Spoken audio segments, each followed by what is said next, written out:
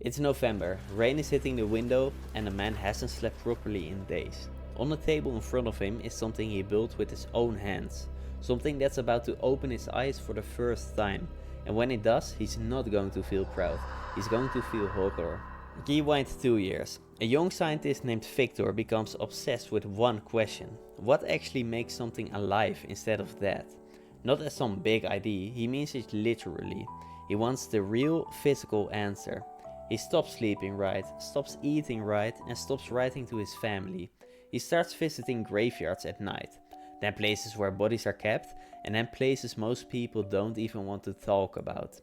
He's not doing any of this for the fame or for money. He wants to be the first person in history to bring life back from death. For months, Victor builds his creation piece by piece, working alone in an attic by candlelight, because nobody can ever know what he's really doing up there. And here's a detail most people don't know. He makes the creature huge, almost 8 feet tall. Not because he wanted a giant, because his hands are shaking too badly. Small delicate parts like fingers and eyelids are almost impossible to work with when you can't hold your hands steady. So he builds everything bigger, just so his hands can actually manage it. Think about that for a second. The size everyone remembers isn't a choice, it's because the man making him couldn't stop shaking. And that one small decision is about to make everything so much worse. Victor has imagined this exact moment for so long that he never once stopped thinking about what happens right after it. He starts the process, and then he waits. For a while, nothing happens. Then something shifts. A slow breath, and one eye, dull and yellow, opens for the first time. It's alive. And Victor, the man who wanted this more than anything else in his entire life, looks at what he just made and feels something he never once prepared for. Pure horror. Up close, in real light, the creature looks nothing like what Victor pictured while he was building it piece by piece in his head. Nothing quite fits together right, and somehow that's worse than any single flaw could ever be. The skin barely scratches over the muscles underneath. The eyes don't match the rest of the face at all. Victor doesn't take a closer look. He doesn't say a word to it. He doesn't even try, he just runs. Out of the room, down the stairs and straight into the street, leaving it behind. In the same second, both the greatest achievement of his life and the creation standing alone in it. He thinks running away solves the problem. It's actually the exact moment the real story begins. The creature wakes up completely alone in the attic, with no memory, no language and no idea what it even is or where it came from. It has no way of understanding why the one person who made it fled the second it opens its eyes. When it finally goes outside for the first time, it walks into a world that has absolutely no patience of how it looks. Every single person it approaches reacts exactly the same way. They start screaming, running or even attacking him. Not because it's done anything wrong, just because of what it looks like. The creature ends up living in secret near a small cottage, hiding, watching a family through a gap in a wall for months at a time.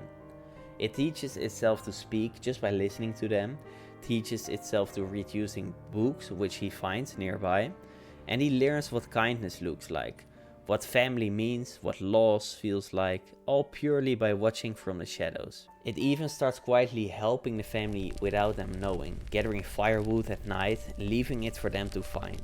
More than anything else, it just wants to be let in. One day it finally works up the courage to show itself. That single choice is about to change absolutely everything that follows. The creature approaches the family gently, trying its best to explain itself. They don't listen and they don't ask a single question. They see its face and react instantly with fear, screaming and violence, chasing it away. This is the real turning point of the story. Not the building, not the storm or the running. It's this rejection, after months of quiet devotion and patience, that finally pushes the creature towards revenge. It doesn't become dangerous because it was built wrong. It becomes dangerous because every single person it has ever reached out to has answered with fear and violence, every time, without exception. Eventually, the creature tracks down its creator, not to attack him right away, but to talk, to finally get something rare in a story like this, an actual explanation. It asks Victor one simple question. Why did you make me, only to abandon me the second I opened my eyes? Victor doesn't have a good answer, because there isn't one.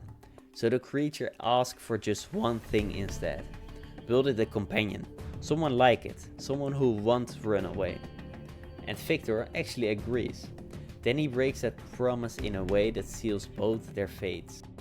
Victor starts building a second creature, then stops halfway through, terrified of what two of them might do together. He destroys the unfinished companion right in front of the creature that had been waiting for it. This is the true turning point of the entire story. Not a monster attacking a village, a creator breaking that one promise that could have ended all the loneliness and rejection for good. What happens next isn't random cruelty. It's a direct, painful response to being betrayed one final time by the only person who ever had the power to give it a real life. The rest of the story turns into a long chase across ice and frozen wilderness. Creator and creation bound to each other, neither one able to let go. But here's the part that surprises people the most.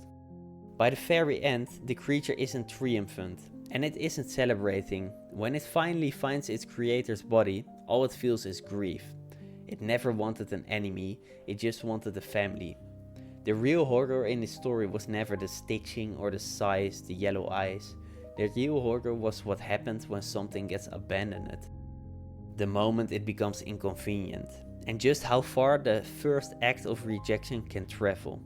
Victor didn't create a monster in that ethic, he created one the moment he ran.